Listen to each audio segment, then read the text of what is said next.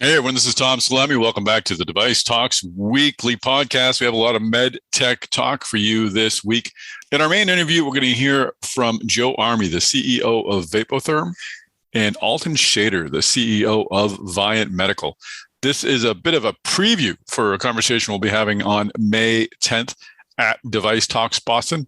Viant's putting on a presentation as well as sponsoring this episode of the DeviceTalks Weekly Podcast. But on May 10th, they'll be hosting Joe Army and other executives from Viant and Vapotherm to talk about how to rapidly scale and unlock growth with strategic manufacturing partnerships.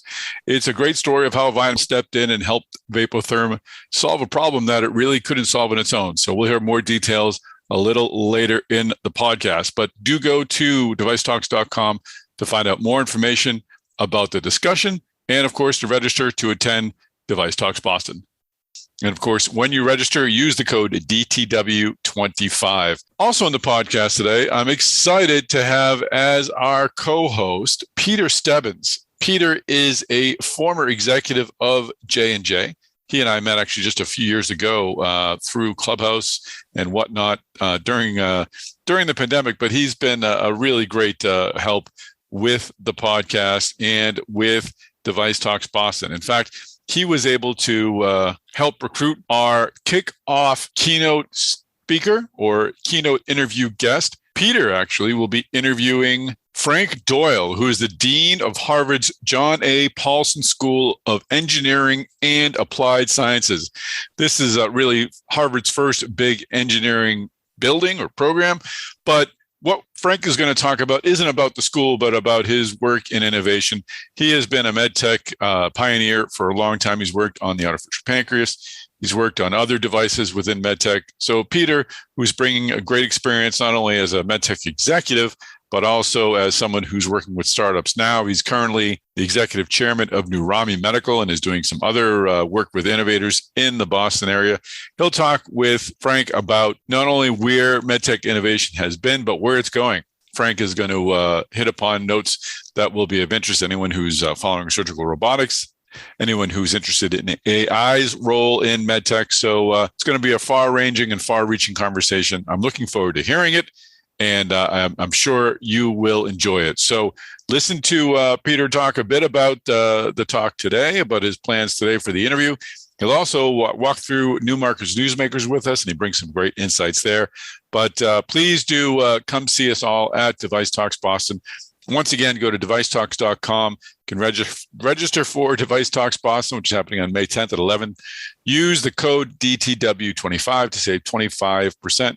You can also find this podcast on DeviceTalks.com, and you can find information about our upcoming Device Talks Tuesday, which is hosted by Silicon Labs. That presentation is actually starting at 11 a.m. It's an earlier one this week around 11 a.m. Eastern on Device Talks Tuesday. So please do register for that as well. Silicon Labs will be talking about IoT, the Internet of Things, and how it relates to devices. So great conversations all about. Now, let's begin this episode of the Device Talks Weekly Podcast. All right, you ready for this? Ready.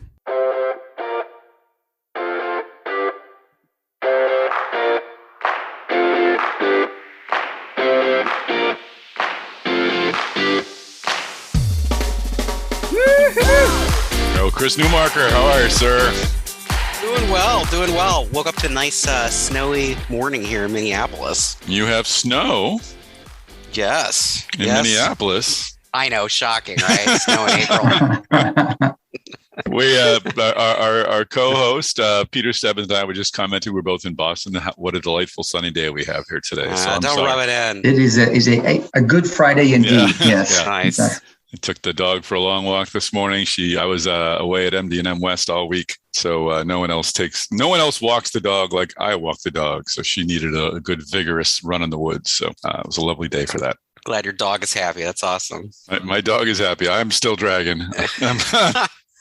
I flew in early this morning, and I'm like that car that you left the headlights on all night. You know, it's turning over, but it's not quite catching yet. I have my caffeine jumper cables here. Yeah. Hopefully they'll kick in. Get the jump box going. Yeah. I'm drinking coffee too, Tom. So Excellent. Well, we're glad to have you here, Peter, to be part of our New Markets Newsmakers, but also we're going to talk a little bit later about your role at DeviceTalks Boston, and you're going to be leading our keynote interview with Peter Doyle. We'll get more details in a moment. So, Peter, tell us how you got into the Medtech industry. Yeah, so actually, went back in business school. I had served in the Army, grew up on a farm. I was in Germany, so I didn't know anything about corporations. So accounting and marketing and consulting wasn't in my background. So for a summer internship, I actually got a reference from my brother who worked at the J&J Band-Aid plant in New Jersey. Nice. About some people at Ethicon in the med device side who wanted to bring in some talent. So I actually started as a summer intern in operations at the Ethicon business, which is a really important junction in time for medical device at that time, because that's when we really got a laparoscopy. In 89 was the first time that happened. So in 90, when I was there, and in 91, when I'm back full time, it was right in the middle of the big race against U.S. Surgical and Leon Hirsch. So we were building, the guy in the building, the office next to me was building this $50 million facility out in Cincinnati to train thousands of surgeons and have two loading docks for the trucks of pigs coming in and out every day. And then on the Ethicon side and suture side, where I was, Leon had very publicly written a New York Times or Wall Street Journal article about how they were going to come after the weakness in the Ethicon portfolio in terms of the packaging. So the program I got involved with, part of that was to update all the packaging and make things better. And ultimately that worked out quite well because we ended up maintaining all that share. So I spent a couple of years in operations at the Ethicon business.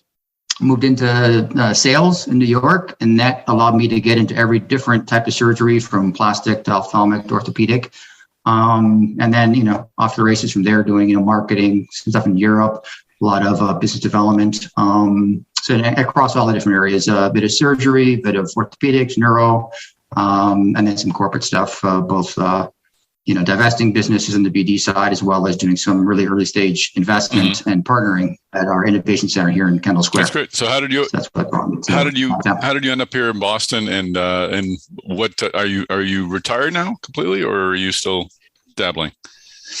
Yeah, I'm still dabbling. Thanks for asking. So when I came back from Scotland, we had a small business called our Medtech surgical sports medicine business, actually Medtech surgical at the time, because it was still actually mini open. So I came up here to do BD and then VP of marketing for our Medtech sports medicine business out in Raynham. As you may know, there's a big facility there, actually. A lot of manufacturing going on there. People don't know. And so I came up here in 2003, raised the kids out in the country. Awesome. And then when they moved away, I ended up getting a job at the Innovation Center in Kendall Square. And that's when we sold the house and moved to downtown. So that's why I live in the South End. Very cool. Very cool. I was just thinking your story of how you got into medtech. It's a good example. Like internships can really matter. It gave you a chance to dip your feet into this industry. You're like, this is exciting. I like it. And you got into it. Internships and also leaders. There's a leader. My boss that summer was a guy named Bob Salerno, who was just we didn't use the phrase at the time, but a servant leader who just became a rock star, became president of Ethicon Surgery. Actually, he's running all the supply chain for J&J for a while. He passed away, but he kind of sucked me in. I'm like, God, this is the type of, who else do I want to go work for? So the internship and the right leader makes a big impact. And what are you doing up here in Boston now? Yeah, so no, actually in my last, my roles in business development and being here in Boston, I started to do a lot more stuff with things like Mass Medic and, my Business School Alumni Association. As you can imagine, in a big company like Medtronic or J&J, you can be very internally focused and have a lot of connections. But I tried to shift to be a little bit externally focused. And so that's led me to some good things I've been doing since I left J&J last summer. And so we asked me where I'm retired. I'm still staying pretty busy. I'm advising a couple of companies, Acuity MD, OnPoint Surgical, which is an augmented reality company, ValueWare, which is actually prior authorizations. And then I'm also chairman of the board, actually executive chairman of a company called Neurami, which is a biomaterials company, with our first products to be going into neurosurgery, kind of a dural graft replacement. But very, very different because it's actually a combination of these nanofibers, a layer of nanofibers, a layer of sealant, and then another layer of nanofibers. And it handles really well and strong, but also kind of self-seals. So a lot in the pipeline as well. So that's been fun for me to help that team. There's some pretty amazing companies, as you know. It really sounds like you're doing quote unquote retirement the way like I kind of envision doing it someday. Like just this idea that, someday I'll get to the point where it could be just like, you know what, I just do what I want to do. You know what, whatever's really fun. And that's awesome. You stay somewhere for 30 years and you get old school pensions and retiree medical and all that stuff. We're not so worried about some of the stuff. So I might have a podcast when I retire. It's not really that hard. And I like doing it. So I think I'll just keep doing this. Are we going to be doing this, Tom, when we're 80? Why not? Going to be like, hey, Tom, I got to put 2 kids through college. So the odds of that are pretty good, Chris. Yep. There you go. There you go. We'll still be doing it. I'll be like, Tom, my back. Like, Chris, my knee. Lordy. So... Or by then I'll be like, Chris, I have a new heart. I put like a mechanical we will heart. Have first person MedTech stories. There'll be more MedTech than man. Yeah. Fantastic. Well, let's roll into this week's newsmakers, Chris. As always, Peter, you're welcome to off your insights whenever you've got them. So Peter, just jump on in. So all right. So number 5 on the list. This ran in full on medical design outsourcing. I too was hitting the conferences this week. Tom, I know you had to fly across the country to Anaheim to MDM West. Yeah. All I had to do is just drive across the downtown over the University of Minnesota's campus here to, check out the Design of Medical Devices conference, which is a really nice conference that the U does every year about medtech innovation. I've traded messages with them. You've interacted with them a lot, but it was actually the first time that I met Medtronic CEO Jeff Martha in person, which is very cool. Great. Really cool. I was glad it was really nice to do that.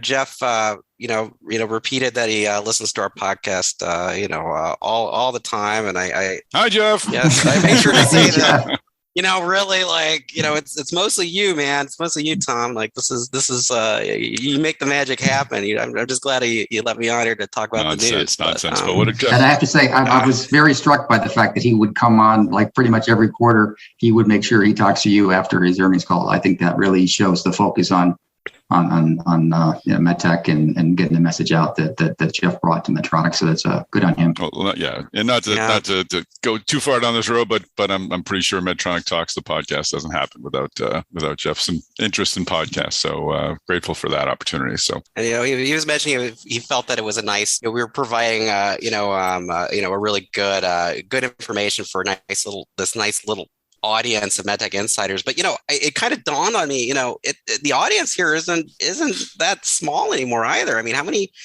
views are we usually averaging on this podcast? Well, 0 views, Chris, because it's a podcast, but lots of people. I mean, not views. How many listens? Sorry, but I had to. It was there, and I was like, should I? I'm like, me. No. Well. How many listens?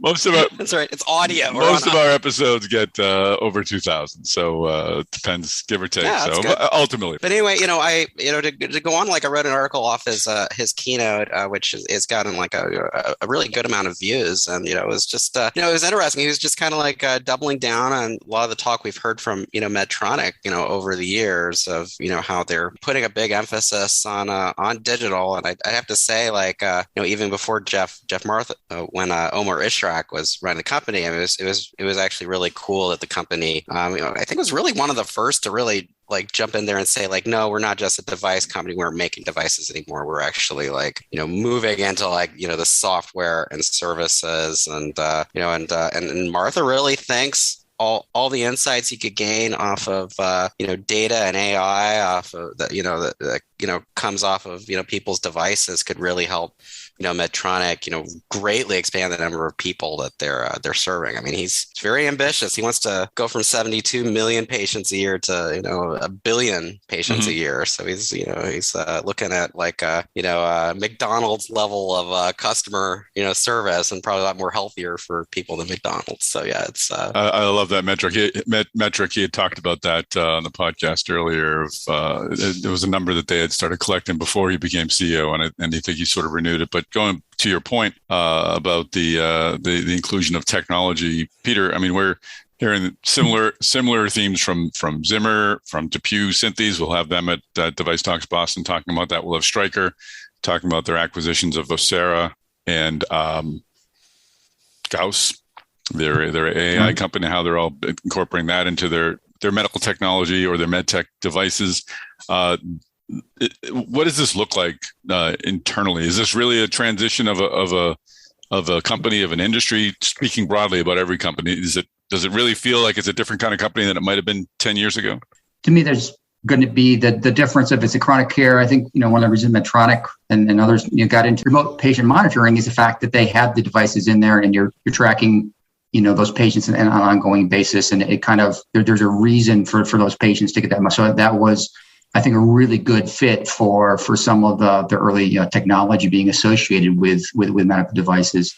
And then over time, it's some are going to work out and some aren't. I really think, just reading the quote, it's a little bit about, how much information do physicians want to get and can they handle, right? So the right type of AI is going to, curate in such a way that it's super useful. And for the right applications, it's just going to become like, well, my goodness, why wouldn't we ever do this? And I think that's what each, different part of the industry is looking at it, whether you're in interventional or surgical or orthopedics or neuro, they're all going to be different in terms of where the digital piece comes in. And then even within that, in which cases does it create the value for the physician and even, whatever hospital somebody needs to, do remote monitoring. Just because you can do remote monitoring doesn't mean that it's going to be useful to the patient and the hospital and then the system. So I think the key is to figure out which ones are the most effective and then sell the hell out of them, because I think it's really going to be a good operation or a good application. I think it says something about the role that AI has to play in it, because no doctor has time to sift through a bunch of data. But if you're, if an AI could just like tap the doctor on the shoulder kind of digitally and say, hey, I think this patient over here, their AFib might be heating up, or with these smart knee implants that Zimmer Biomet has now, like if the AI could just say, hey, I think they might have a knee infection. You should check them out. But that leads to the question of, so if you don't do anything about that and they get a knee infection, do you get sued because the AI told the doc? Does the doc get sued? Does the company get sued? So you've got this whole notion of like, it's kind of like, there is a little bit of like, hey, I've done this surgery. I'm done. I love you, but I'm done, at least for, after 90 days. And then you just had this whole trailing bit of responsibility. But you mean the doctor doesn't want to do another appointment and charge some more money to the insurer? I think there's something there, I don't know. Surgeons want to cut. Surgeons want to cut. They see a lot of patients. They only get paid for the ones they get cut. So it's there's anyway. So I just think that there is an issue in terms of the AI where it really can be very useful, but I don't think we should understate the fact that what are you going to do with the information if it's there, and then if you don't read it, what do you do? But do you feel the companies themselves, medtech companies again, in 10 years are going to be different? Are they going to need more foosball tables to accommodate all these tech workers who are going to come and work in these medtech companies? Are they going to be? Martha said they want to put the tech in medtech. Exactly. Even have a whole webpage for it now. What do you see happening, Peter? Is this going to be? Are these companies going to look different? Yes, they'll be familiar, but they'll be quite different because there will be that notion of, finding where the right digital piece is. And again, I think there will always be differentiation on whatever gets implanted or how the surgeon actually works at that moment of doing anastomosis or whatever. But being able to stay on top of it is going to require digital. And again, there would be digital applied to the immediately preoperative and then perioperative and then short-term postoperative. And I think those will be very big focuses, because I think those are naturally tied into that same DRG payment, so that everything aligns to make sure that gets done right. And then the stuff that goes with longer term will play out, and that may actually it will be a challenge between other companies that come from scratch, which are not involved in the surgery, but can kind of play a stronger role afterwards. Cool. So. All right. Well, Chris, what's number 4 in the new markers use makers? Well, number 4 on the list, we've got Masimo. They completed their acquisition of Sound United, and this has just been a really fascinating deal. They're spending over $1 billion to acquire this maker of like high-end speakers. Think of like kind of like, sound systems that people put in their houses to like listen to music really cool, or, listen to it in their cars, or do, home theaters. And now they've got this, they've got this, Medtech company acquiring them. And, the analysts, it looked like it was kind of a head scratcher, for investors for bet. And the analysts are still saying they want more information from the company about what they want to do. I mean, what do you think about that, Peter? I mean, so it's interesting. I mean, I divested 3 companies from J&J, and in each case, one of the most interesting pieces was to try to understand not the incumbents or the easy adjacents, but there are often companies out there who really feel like, okay, this is a strategic add-on over in this space. If we could just do this, it would kind of just refresh our brand with investors, and kind of, there's a bit of logic. And if we do well there, then we have this new growth thing, and it could be reinforcing, or it could be arbitrage against kind of their core business or whatever.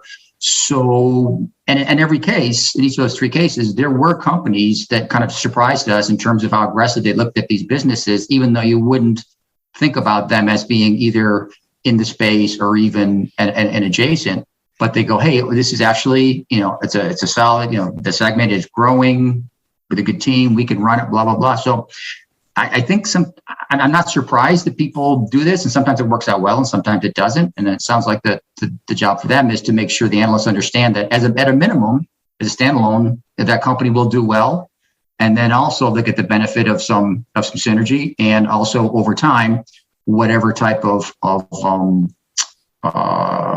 splitting of risk by being in a different space brings to their core. So Massimo is really excited about, they're just have this really big focus on digital health, and, bringing patient monitoring into the home. And, and they're kind of like, hey, this company knows how to hook up things in your home. To Tom's question before about what our company's going to look like in the future.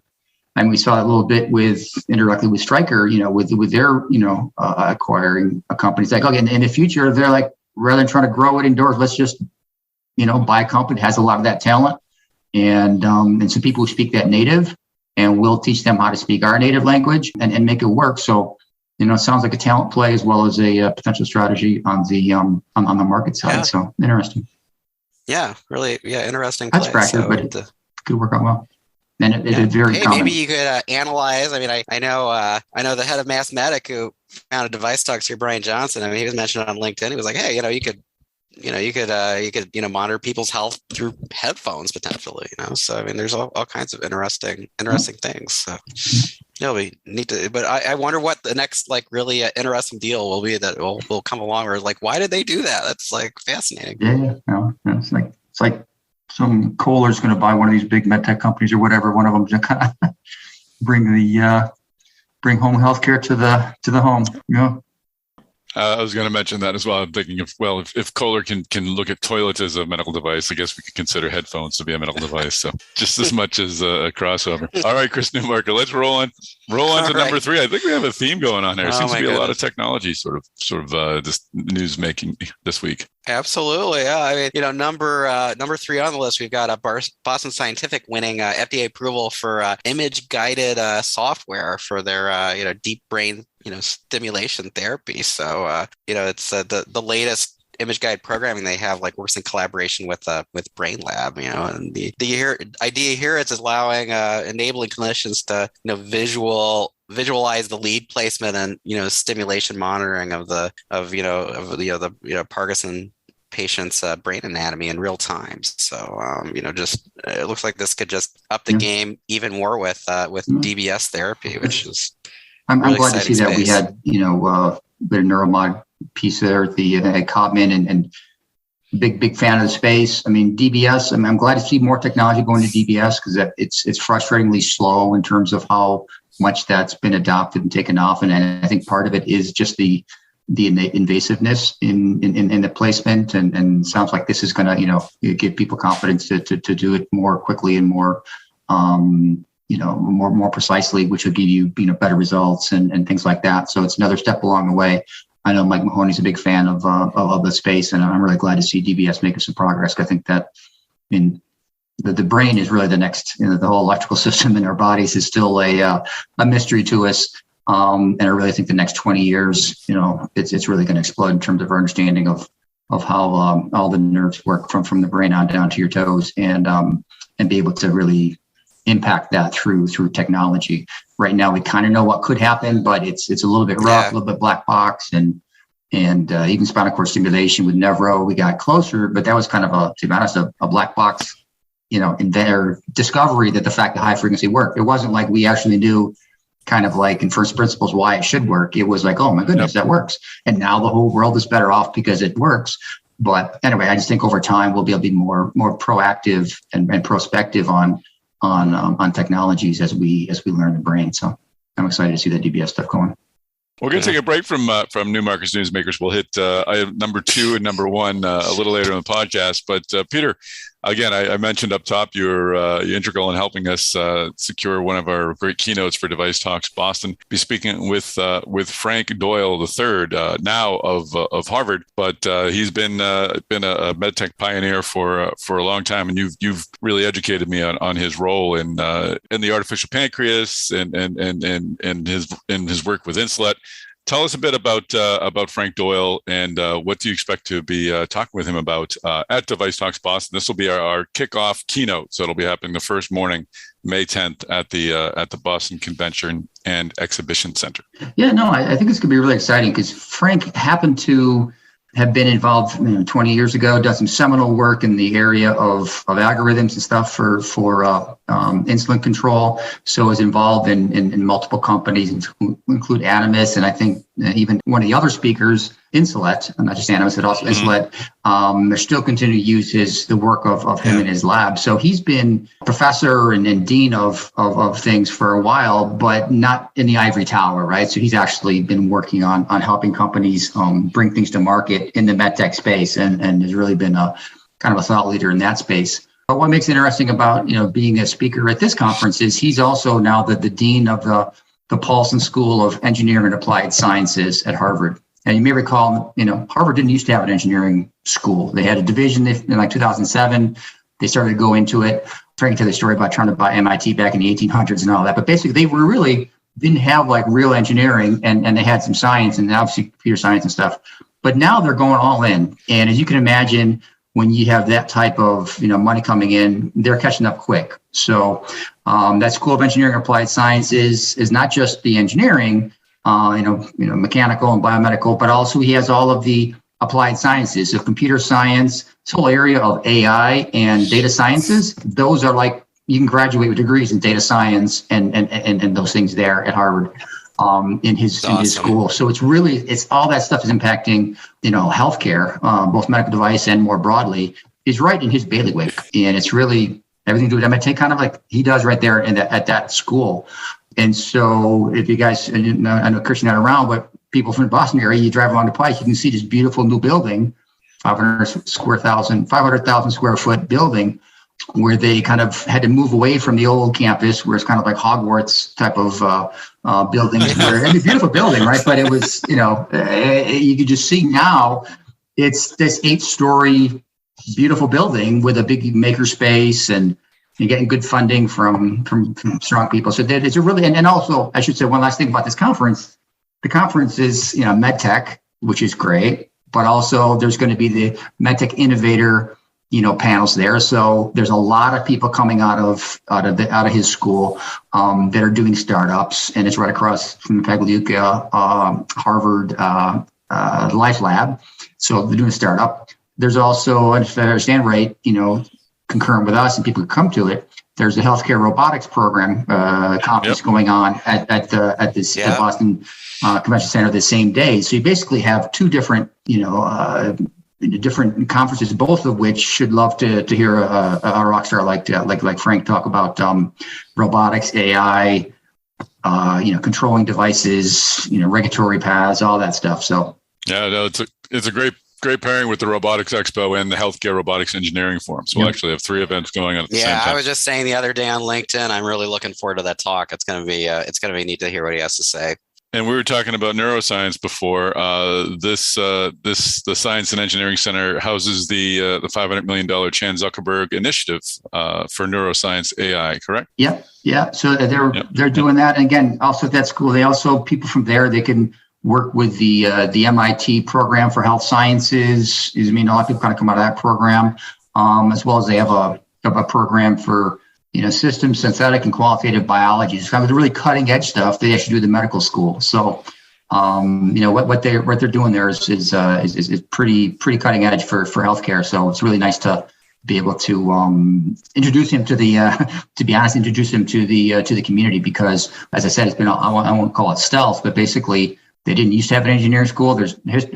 Obviously, you got Mark Zuckerberg and then, Bill Gates, and people have come out of there pretty sharp, one and done folks at least. But now they have this big resource, and it's kind of great to have the community meet him, and not so much him, but just the students and the faculty and researchers that are available in that community.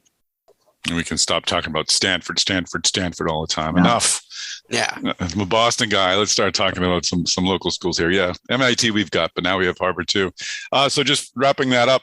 So who should really be excited to hear this discussion? Like when you're developing your questions and you're having a conversation, who do you have in mind, Peter, as to like the recipient of whatever messages? Sure. So first of all, I do think the people at the Health Robotics should come, because again, I think they're pretty healthy robotics program there. But again, anybody who's been involved in working with any kind of technology coming out of a university, or even after that, because again, he's got that span of experience from continuing to work with industry, even for 20 years, even after the initial stuff came out. So people who are doing anything health tech related to that, I should say, anybody who's looking to hire people, because I think he'll have some opinions on what students and postdocs and grad students are thinking about these days. And I think people could have some interesting insights and questions about hiring people, and just talent management, the digital natives versus the mechanical engineers, and how those people can be trained and hired and be successful. Fantastic. Well, we're excited to have you and Frank kick off DeviceTalks Boston. So thank you for doing that. Well, Joe Army and Alton Shader, welcome to the podcast. Thanks very much for having us. Thank you. So we've got a really interesting story, one that speaks to how Vapotherm and Viant responded to the demands brought on by the pandemic. So we're going to get into that a little bit in this podcast, and we're going to address it even further at DeviceTalks Boston on May 10th, when you folks are going to lead a panel discussion there, sort of talking about the whole process. So I'm looking forward to that. But this is a kind of a good intro to the discussion. But before we get into the solution, the problem, and then the solution that Viant was able to provide, Joe, I've always enjoyed hearing you talk at panels and at conferences, and we've had a couple of conversations. I even got to visit you up there in Vapotherm once, and that was great. But I'd love to hear the story of how you got into Medtech and ultimately how you landed at Vapotherm. But what was the very first thing that brought you to the Medtech industry?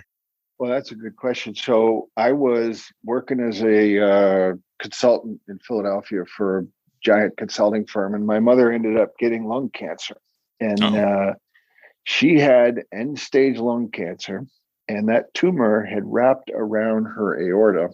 And they were telling my brother and I and my other brothers and sisters and whatnot that she had 6 months left to live. And my older brother, being very, very smart and very, very stubborn, he's a PhD from MIT. His wife's a PhD from McGill, and they put their business on hold and they went and learned everything they could about lung cancer. And the next thing you know, they found a protocol that was being used in an NIH study. My mom went on it, son of a gun. She lived for 19 more years. Oh my gosh. And it was a very, very informative time in my life. And it made me, Kim and I had two little babies. We were living in a house in Philly, and, I was out working outside the house. She was raising the family. And I'm like, I got to do something different with my life because I've got to find a way to give something back. And, we looked at each other and I said, well, maybe I ought to try to be a doctor. And she's like, yeah. And who's going to pay the rent with this? So I started looking around and said, well, maybe I can do something different. Maybe I can't be a doctor, but maybe I can get them tools that would allow them to do their job better. So literally I'm signing my partner papers in this firm as a very young partner. And I went in and told them that I was done. A buddy of mine who I had done a turnaround for at SmithKline literally called me up that week and said, hey, listen, I'm starting this medical device company in New Hampshire. Do you want to learn about it? And I'm like, no, I want to do it. Let's go. Wow. And so literally that was the absolute most due diligence I did on the whole damn thing. Turned out that technology became one of the standards of care in infection control in the burn units. It's a technology called Acticoat that Smith and Nephew bought. And, it turned out to be pretty damn successful technology, but that's how I got into business. That's amazing. What a transition. And then was it from there then you got into Procardia? I mean, that's obviously a Medtech name I remember from a long time ago. Well, what's his name?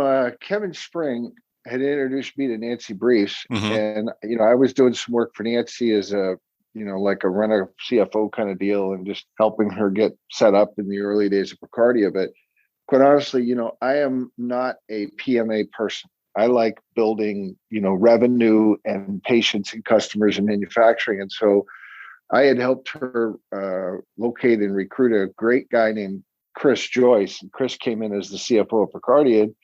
As it happened, Jackie Eastwood sat on the board of Procardia. And Jackie had started with Jay Schmelter, started TissueLink, which became Salient. So that's how I ended up over there. Oh, okay.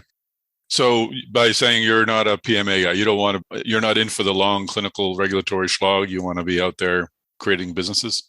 Yeah, I say that. Well, now I actually have a product that, we've cleared it in the United States and Europe, but it's now a breakthrough technology product in front of FDA. And we're looking at the various clinical pathways for that, regulatory pathways for it. But I'm afraid that the most I've ever done, Tom, is we did a de novo, right? I'm afraid I may get some PMA experience after all. Gosh darn it. Oh, that's too bad. So talk a bit about the Salient story, if you would. That's how I first came to know you. You joined that as CFO and then became CEO. Is that what happened? Yep. I was a fourth one and working for the company. It was Jackie and Mike and Judy Lang, and we were working out of Jackie's apartment in Exeter, and just had the idea, and they had licensed the technology out of Medtronic. And that was like 1998, 1999. By 2007, Jackie had got the business to a point where she wanted to step back and do some other things. And I ended up being able to step into that CEO role, and we grew the company pretty well and solved a pretty big clinical problem. And Medtronic bought that company in 2011. Mm-hmm. And they have done very, very well with that technology since. They've really grown it quite well. So it's turned out to be a very important technology for controlling blood loss during surgery. Did you have an interest in staying at Medtronic, or was it clear you were going to go find another company to lead or at least be involved with?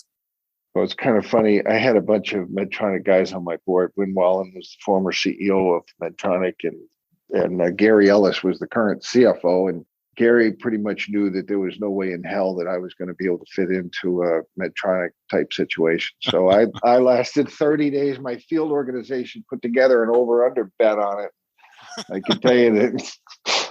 And I didn't know about it, or I would have messed with their pool a little bit. But I think I lasted 30 days in that. It's a great company. Don't get me wrong. It's an absolutely fabulous company. It's very well run. It's got some great people in it and great technology. It's just, for me, I'm more interested in how do we go upset the status quo? How do we go really change the model of how care is delivered to a patient, and doing it in a way that's really focused on improving that patient's quality of life. And while we do that, we're going to go take the cost down. Mm-hmm. That's excellent. And so from there, you sort of discovered Vapotherm. Vapotherm was already in business. They were not in New Hampshire, where they're now based and where you are. How did you learn about Vapotherm, and what was it about the opportunity that intrigued you? Well, one of my mentors and board members at Salient was also on the board at Vapotherm. And then I had some common venture capitalists between the two. And mm-hmm. They called me up and asked me to take a look at it for them on a kind of a consulting basis, which I did. I shared with them, here was how to fix the business in my view. And they did something very smart. They said, we want you to go out and spend more time with the customers. And I said, well, okay, but you guys understand that this is not my first rodeo, and that this is my one-page report that I've given you is a good chance that after a month, all I'm going to do is come in here with a very large bill that you're going to owe me, and I'm going to change the date at the top of the report. And as long as you guys are okay with that, I'm fine with it. So they were okay with it. And I remember going out into the field and traveling with a bunch of these sales reps from our distributor at the time, a company called Trianum, really well-run company, good people, and just asking all of these different positions and neonatologists and whatnot, why they use the technology. There was a pretty significant quality problem.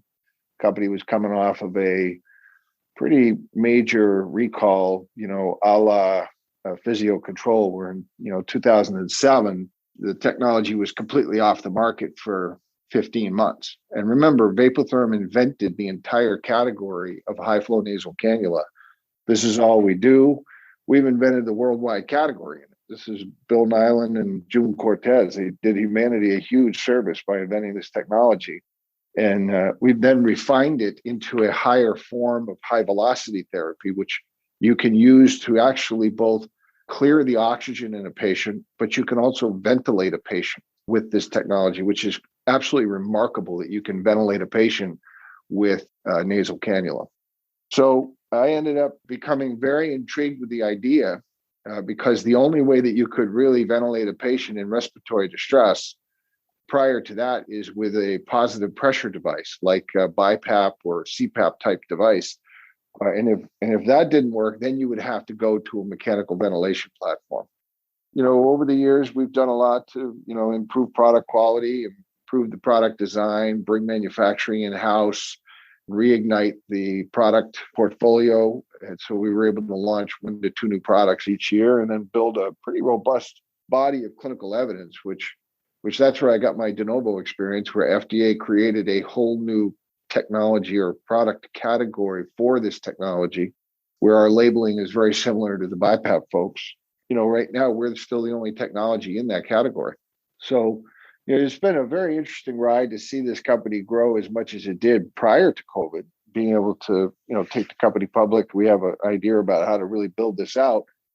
That when COVID-19 came along, it was like just put our business ahead 3 or 4 years in a time machine. It was quite remarkable to see the effect that we had on these patients. I believe it. But just to go back, I have a feeling there's a good story there, or an important story there. What happened on that month you were on the road out there? What did you see that convinced you to do more than submit a big bill? So I end up in a NICU, I'll never forget it, in Newark, New Jersey. And there's a guy named Dr. Sung is the neonatologist, and Bob Tarrow is a respiratory therapist. And I'm standing there and I'm asking him, this is more expensive. There's some quality issues. There's no clinical data. Why the hell do you use it? And he looked at me and he said, because when it works, there's absolutely nothing like it on earth. Mm-hmm. It's unbelievable what this technology will do. And he starts telling me stories, and then the nurses come over and they start telling me stories. There's young women in there. This is, back then there was a NICU that had, some tougher socioeconomic patients, right? There's a lot of people who really got the fuzzy end of the lollipop, and you're watching them hold their babies for the first time and be able to touch those kids. You can't do that if that baby's on a CPAP, right? You can't do it. And it became a very emotionally charged moment for me. And I stepped out of the hallway before I made an emotional moron of myself in front of everybody. I went and called my wife and told her I'm going back to work. And this is one that really deserves to be out there. And well, I'm awful happy I did, because I think what Bill and June invented is really quite remarkable. It's amazing. I mean, do you kind of touch upon the emotional button that was created with your mom and her story every time you sort of see technology that can change someone's life? Or did you see that, was that experience more as a dad of kids where, you can connect with those parents, or maybe it's both? Well, it was our first kid was born in Hospital University of Pennsylvania in West Philly. Son of a gun, if he didn't have a problem, and he ends up in the NICU there. It was the first NICU I ever been in, right? Mm-hmm. And that was back during the crack crisis in West Philadelphia. And, I'm walking in there looking for my kid, and I'm scared to death.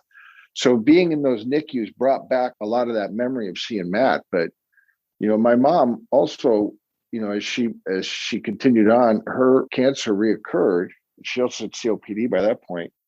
And so she ended up passing after I took over at Vapotherm. One of the things I was thinking about was, this cancer stuff always comes back and it's always going to be a problem. You got to deal with it. And it would be great if I could figure out a way to help her with that. And, we ended up putting her on a Vapotherm in her living room in the last days of her life.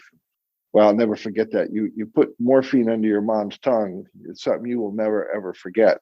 And the beauty of our technology is when we bring it into the home, it resolves that dyspnea in those patients. And I've been thinking about that every single day since I've seen that, Unbelievable. I want to get into COVID next because that's an important part of the story. But just can you give us a quick sort of understanding of how Vapotherm's technology does what it does? Like, how does it get oxygen? How can it do what it does? Because it sounds remarkable. It truly is remarkable. And it was one of those things. It's like I'm fascinated with how technology is originally stumbled upon or developed or invented. And there's always a role of serendipity in this. And serendipity played a big part in the way that our technology evolved. It's actually the culmination of three really, really complicated variables: the amount of gas that you could put into the patient, and then how you could put it in there without burning the nasopharyngeal cavity. You've got to humidify it optimally. And then if you don't heat it, you have the same problem. You're putting in cold gas, you're going to drop the patient's body temperature. So literally stumbling upon that sort of Goldilocks combination of right velocity or right flow rates, plus right humidification levels, plus right temperature, being able to bring all those things together. I want you to think about in your lungs, you have, if you take a breath in, the first gas that hits your lungs is the gas that was expired, that was all dead gas up in your nasopharyngeal cavity. You didn't get it exhaled. It's full of CO2. It's not very much oxygen. So when you breathe back in, that's actually the first gas that hits your lungs. All our technology does is it replaces all of that gas between your breaths so that when you breathe in, the first thing that hits your lungs is perfectly oxygenated gas that's humidified to the optimal level at the right temperature. Now, what we do is, so you think about all that CO2 that we're blowing off the body and replacing it with that. That's how we're ventilating those patients. And the trick is doing it really, really fast, because on really sick patients, they're going to be breathing 30, 35, 40 times a minute. Mm-hmm. So that means you got about a second, Tom. You got a half a second to a second to actually clear that dead space and load it up with gas. So that's why the velocity is so important and why our technology is very effective at this. It's amazing. Okay, good. Well, that's a great intro. Before we get into COVID, Alton, I just wanted to bring you in for a second. You've been in the medical device industry for a long time. What was your first job here, and how did it lead to your role as CEO at Viant? Yeah, absolutely. Thank you, Tom. And Joe, thanks for the information and the stories there. It's tough to follow. I jumped into the med device industry a little over 20 years ago, and my first job was with Baxter. And I started with their biologics division and was with them for about 10 years all over the world. Started in Southern California and was in Europe for about 6 years, and then headed off to the headquarters in Deerfield outside of Chicago, and then joined Hillrom after that. Interestingly enough, Baxter obviously acquired Hillrom, so those are now just one company, and was with Hillrom for about 10 years as well. So spent about 20 years in med device in public companies before I jumped out, and have been with Viant now since July of 2019. So joined about 9 months before the pandemic really started hitting us. Wow. Interesting timing. Well, it brings us into the pandemic. So let's go back to March 2020, where things first began or fell apart, however you want to look at it. Was that clear at the time when people were really starting to get sick in the world that this was going to be a challenging period for Vapotherm? Well, Tom, we didn't know, because we didn't know if our technology would actually make the problem worse. Right? Okay. But I was very lucky that my chief commercial officer, Greg Ramad, grew up through the SARS epidemic and knew an awful lot about, well, this is what may in fact happen. And he's also based in Paris. And so, we didn't start in March. He and I started in like the second week of January. As soon as we saw this show up, we started talking a couple, 3 times a day. We started bumping all the throttles forward on the supply chains then. So by the time the poop hit the fan here in the United States in the middle of March, we were in pretty good shape because we had seen a lot of things developing in Asia and in Western Europe. So we responded pretty well. We got pretty lucky. We shut down actually all of our company initiatives and literally put every single person we had into supporting that supply chain in that clean room. And then I sent a third of our people home that day. And, we've never actually brought them back. We've turned their desk space into production space. So it was not clear that we were going to help. We were concerned that the nature of our technology would actually spread the virus. And we knew that from looking at what was going on in Northern Italy at the time, that the issue in Northern Italy was not actually a lack of ventilators. It was a lack of people because all the healthcare workers got COVID-19. And if we ended up dropping our gear in hospitals and they started using it and spreading COVID-19, we were going to feel like total jerks and just not help the problem. So we did some really excellent work very quickly in collaboration with a number of emergency medicine physicians and Liberty University. And that information was published in Chest in the form of a letter, literally the 3rd or 4th week of March, where we were able to conclude that we were not going to increase the risk to the healthcare providers. We simply were going to put a surgical mask over the patient's face and we wouldn't spread it. And Tom, when that happened, all hell broke loose. Then we were shipping like tractor trailer loads of this stuff down to New York City, which at the time was getting hit the hardest. So it was quite an experience. We managed to work through, 3 or 4 surges. And that was in the spring of 2021. That's when I made what I would think is probably one of the biggest mistakes of my professional career. And it was a total failure of imagination on my part, where I just assumed that when the vaccines were cleared and everybody got them, that this was going to recede. And so literally after that spring of 2021 surge, we took our foot off the pedal pretty dramatically. And so whenever the next wave came, that Delta wave showed up in July, August, we're looking at each other going, oh my God, are we in trouble? And at that point, we were trying to scale up production again, and we had gotten pretty good at hiring 150 to 200 people and doing it in a matter of 2 to 3 weeks. I mean, we've done it now 4 or 5 times. We tried it again this time, and there were no takers. People just were not, they were burnt, Are you producing new systems for new places that didn't have them before? Are you focusing on resupplying everything you've sold? Because with each surge, I imagine you're selling product to those hospitals that will have it the next time there is a surge. Are you providing more units to more hospitals, or are you supplying units you've already provided? It's an excellent question. And I'm going to answer it this way by telling you that when this all started, we came up with 3 rules of thumb or principles that we were going to run by. And first was keep our people safe. The second was meet every customer need. So any current customer, we were going to do whatever had to be done to make sure that current customers got whatever they needed to fight this pandemic, and we were going to prioritize them. And then the third objective was get this technology into every one of the gold accounts of the top 1,000 hospitals in the United States, because that's where the patients were going to end up in our estimation. So that was number 3. So to answer your question, we did both. We prioritized always current customers. Then we prioritized whatever hospitals were getting hit with an actual surge. We were not shipping into hospitals that were not dealing with a surge. When we shared this with them, we put an air traffic controller in place, and we said, look, you're going to have to trust us, but everybody's going to get product, and we're not going to run into one of these toilet paper problems where you walk in there and it's all gone, but some guy's got a warehouse full of it.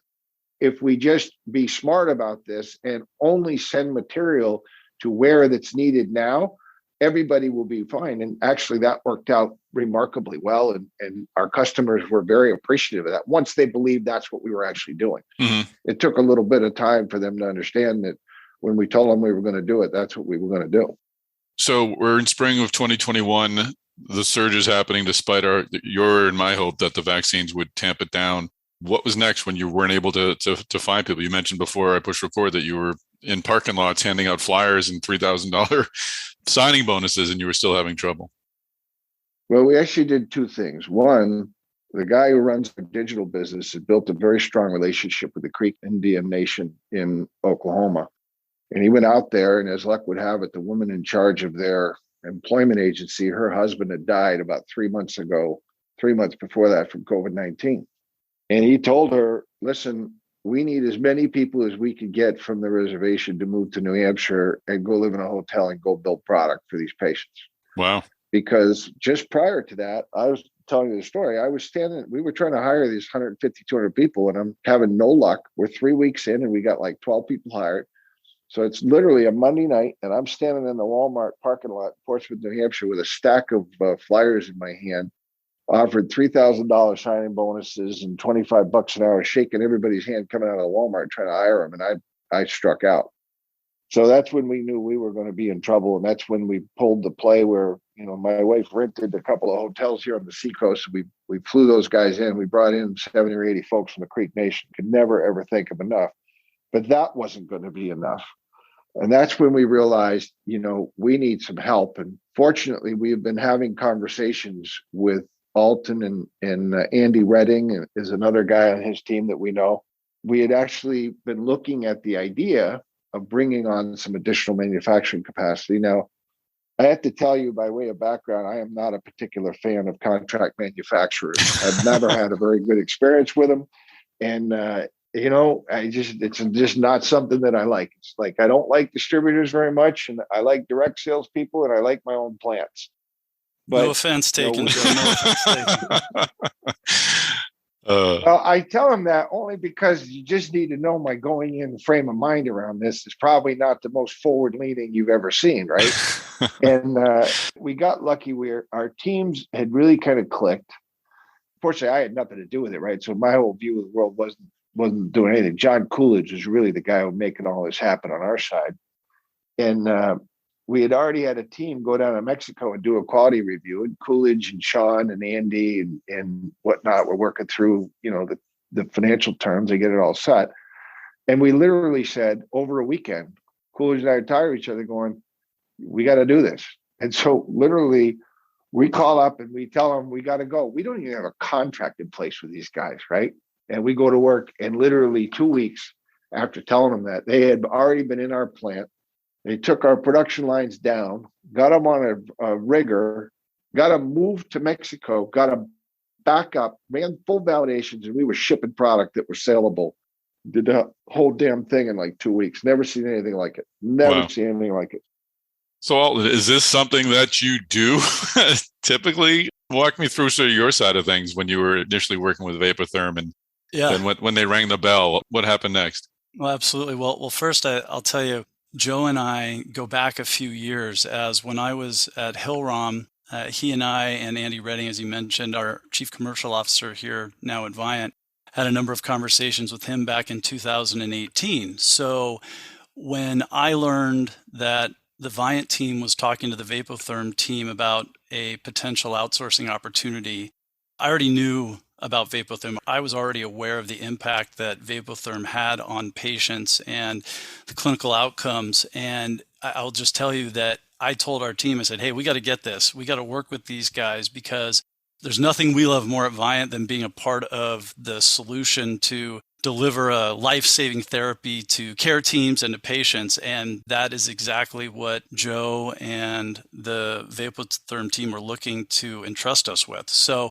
when we finally got that, yes, let's make it happen, even though we didn't have the contract, we said, hey, let's go all in on this. So like Joe said, we had a team of people fly out to New Hampshire the next day. They disassembled their line, they airshipped it to TJ, reassembled it, like you said, validated it, and we had final performance qualification, or PQ, in just 14 days. So is that a typical program? No, that is not a typical program. That said, there was a trust there, and it was something that we understood that they absolutely needed. I mean, they needed this, and they built a great case about how if we couldn't get up to speed immediately, there was a good chance that people were going to die. And that is a great motivator. And our motivation within our company is to do whatever we can to completely be focused on delivering for the customer. And this fit in exactly within our culture. And it's been a really good partnership ever since, those first couple of weeks that were so crazy. I'm sure it's evident to everyone listening to the podcast in this interview, except for maybe me, but the move to Tijuana, were you essentially moving a line that was inactive because of a lack of people to an area where there were plenty of people who could man the line? Absolutely. So what we were doing is we were moving that line out there, and we were able to put a lot more people on it and get a lot more people on it immediately. So we had, did all the work that we needed to do to get the teams trained up. And again, it's a partnership, right? This isn't all about Viant stepping up here. The Vapotherm team stepped up just as much or more to get us to a point where we could validate the line and we could get people trained up. So it was really a lot of good work together with both teams. Give me a sense of the size of shipments we're talking about. I'm guessing this all didn't fit into one UPS truck. That's funny. No, that wouldn't be. Well, first of all, it wouldn't be a truck because it was on an airplane. So right. to get it from to New Hampshire to Tijuana and had everything up and running in 14 days, I'll have to check the records on that, Tom. They don't let me get near decisions like that. But it was a lot of stuff. We're talking about a big shipment of equipment.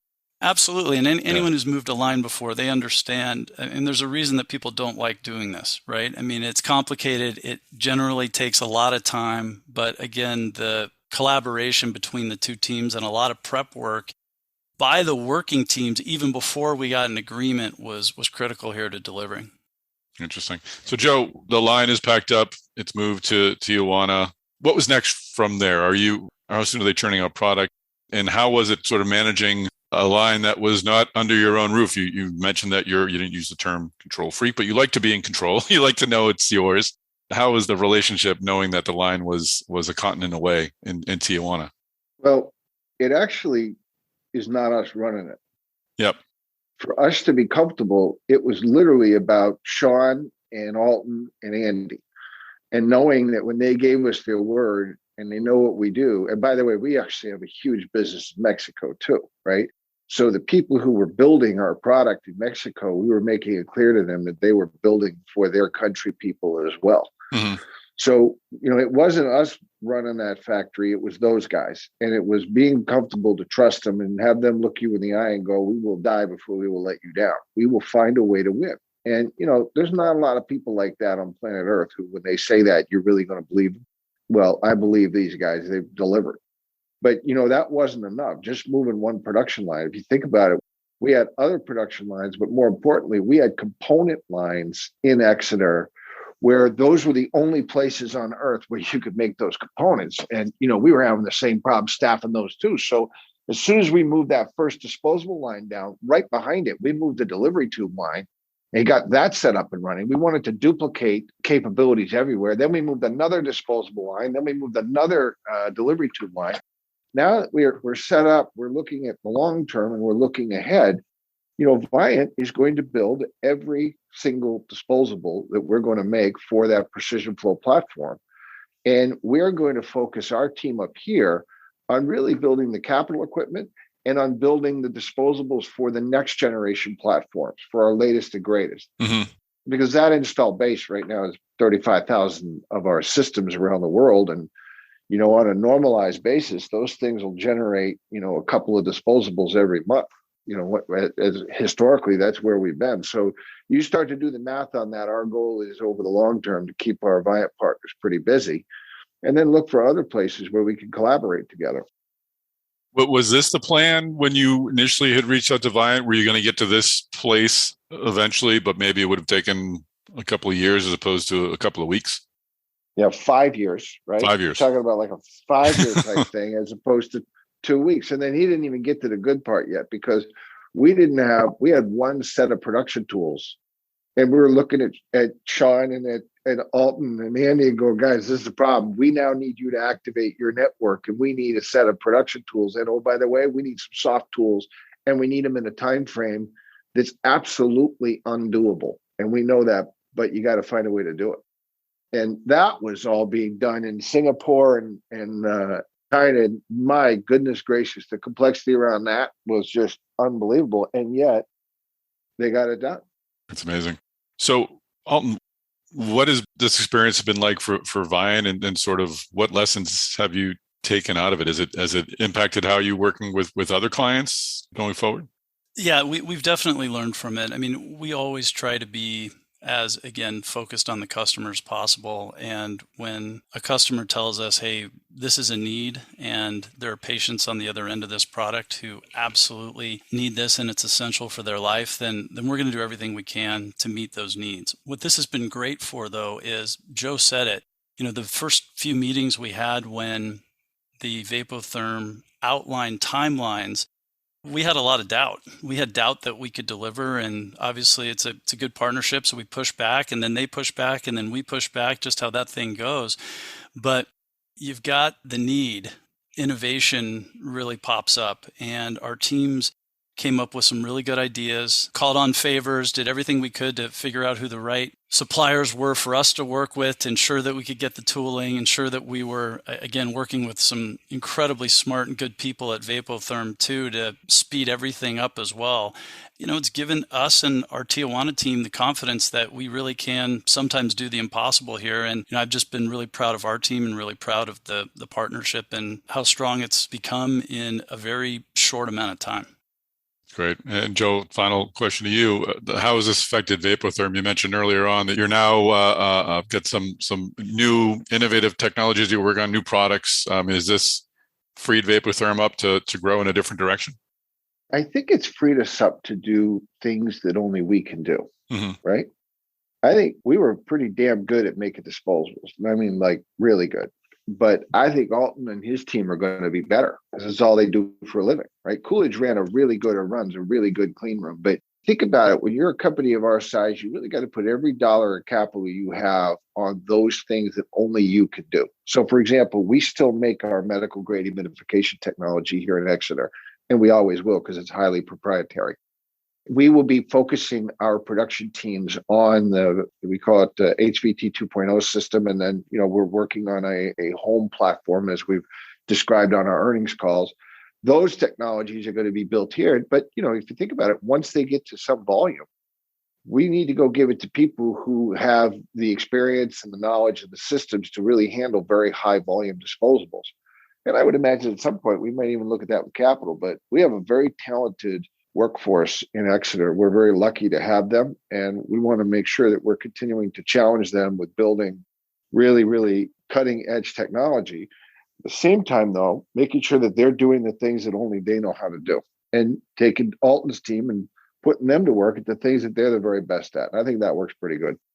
Fantastic. Well, we're going to have I think we've mentioned everyone who's going to be on the panel at DeviceTalks Boston. It's happening on May 10th at 3 p.m. John Coolidge, Joe Army, Andy Redding, Sean Crowley, and Alton Shader. You'll all be there to sort of expand upon this story a bit more and to share some more lessons, and I'm sure take questions from the audience. So we'll see you all on May 10th at DeviceTalks Boston.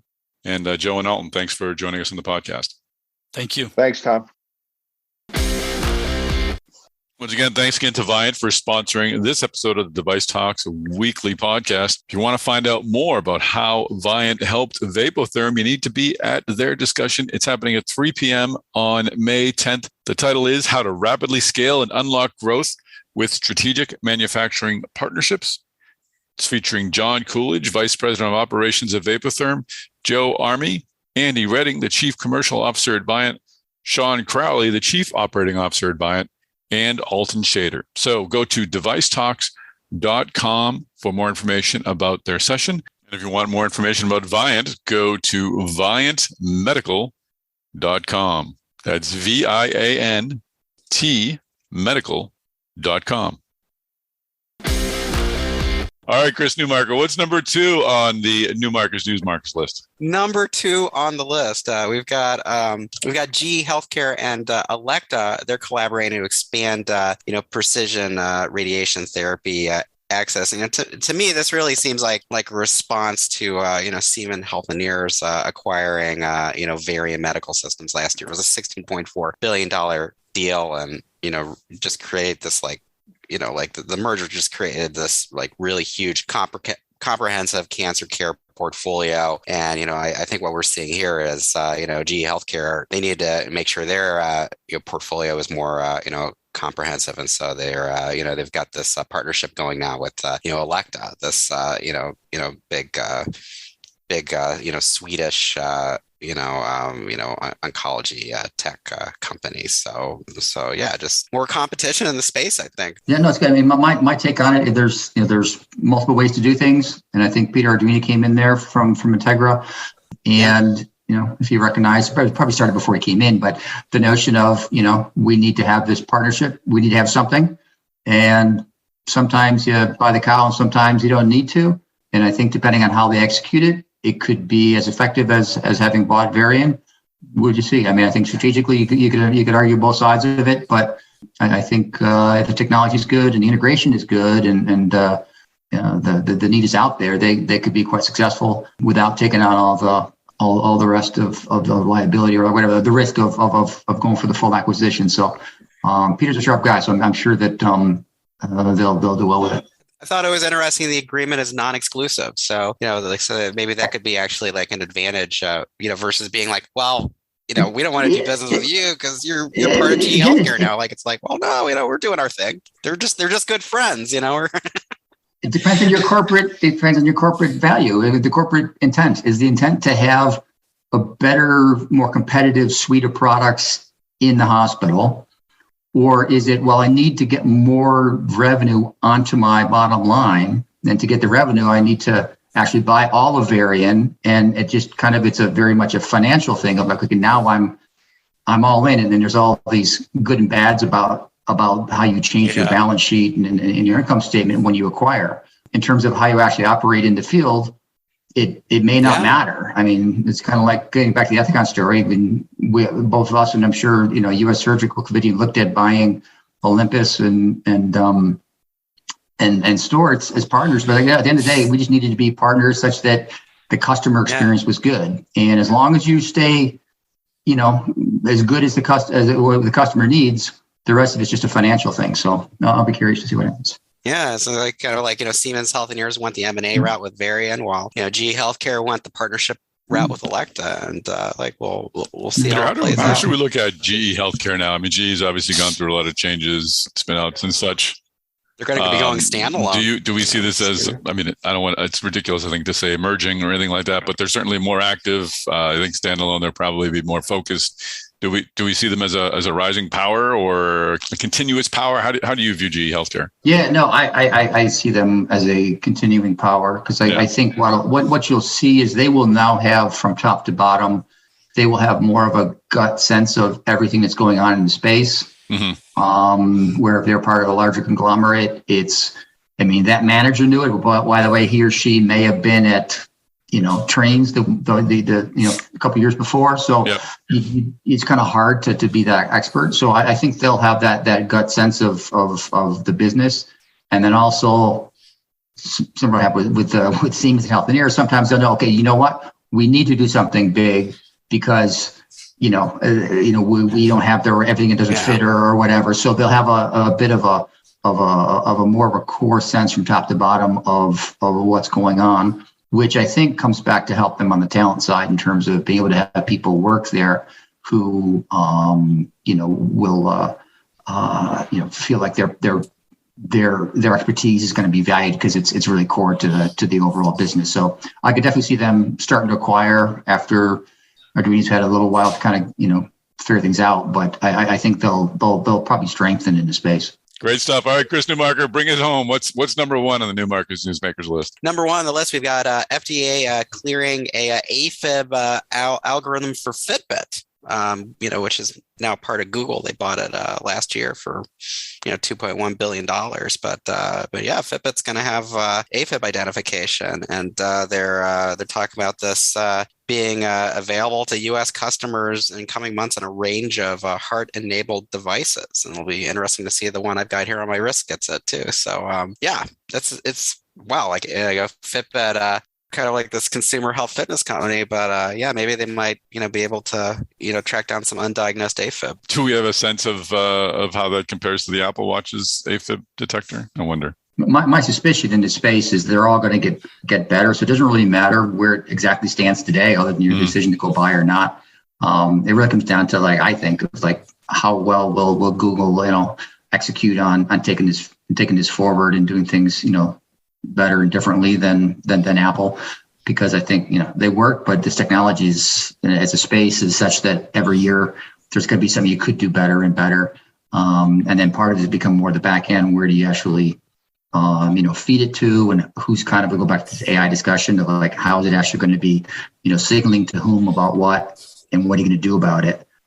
So I'd be curious to see how the, just how Google does with this, because they've tried healthcare in the past and didn't work. Verly's doing fine, but that's kind of separate on the consumer side. Mm-hmm. They could do great. I think Fitbit, and for them to get into it, I think it is probably the best acquisition in the space, rather than just starting their own, Google phone or something. Already have an established consumer health. Yeah. So if they if they go after it and they can figure out how to tie it into the back end and do it some other kind of, interesting ways, it could be really good. I do think their back ends will be great.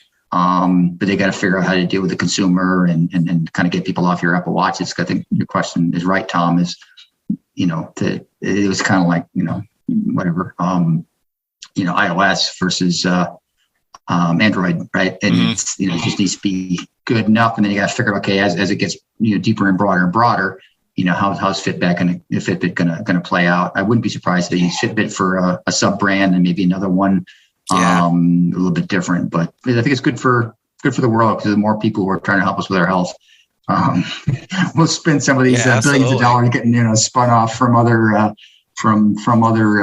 big tech stuff. Let them sink it into helping us feel better about it. I still remember, I was amazed a few years back. There was a big NFL playoff game here, like that was the Minneapolis Miracle, where the Viking player like caught it the ball at the last minute, ran it in, and there were Apple Watches across the Twin Cities. They were telling people they were having heart events when that happened.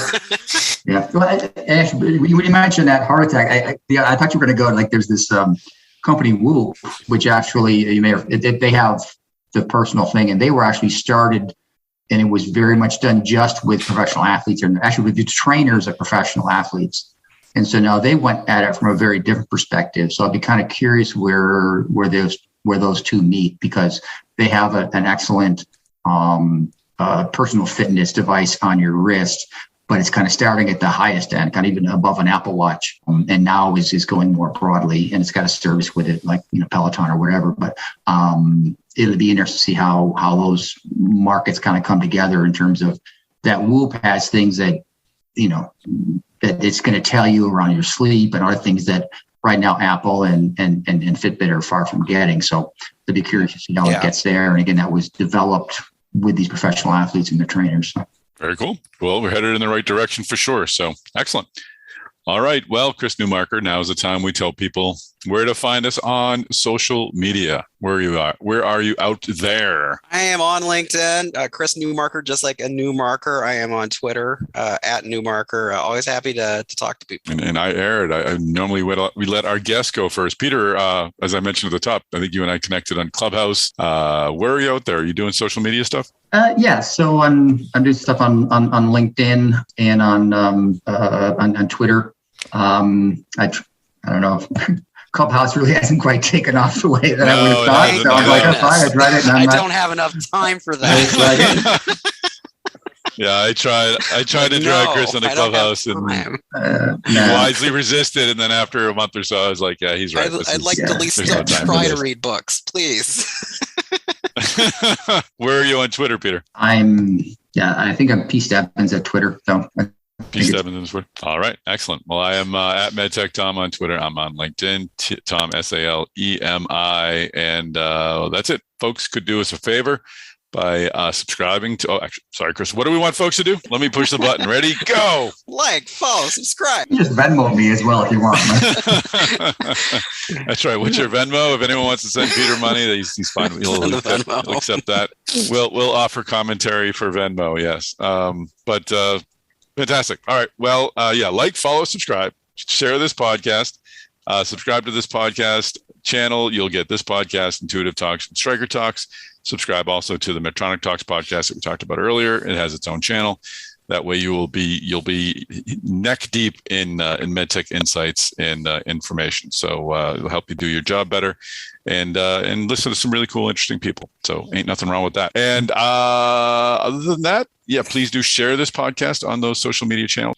Share this episode of the DeviceTalks Weekly Podcast on your social media channels so folks can find it. And of course, make sure you do attend the upcoming DeviceTalks Boston conference. It's happening on May 10th and 11th. As we mentioned, Peter will be kicking it off with a great interview with Frank Doyle of Harvard, a medtech pioneer who's going to offer a lot of great thoughts as to where we've been and where we're going, most important. And it really is going to be a great way to kick it off. And I'm grateful for Peter and Frank for doing that.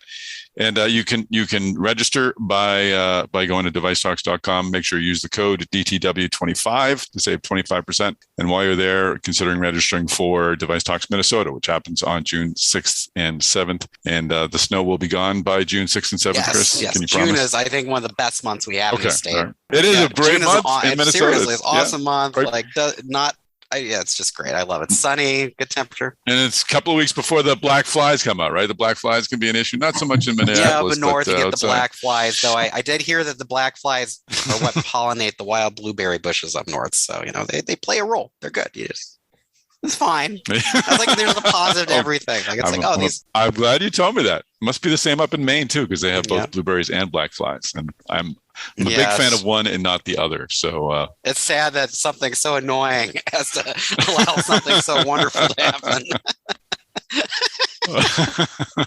We're learning so much. Peter, thank you for joining us on the podcast. I'll have to have you back. All right. Boy, have a good weekend. Try not to eat too much candy.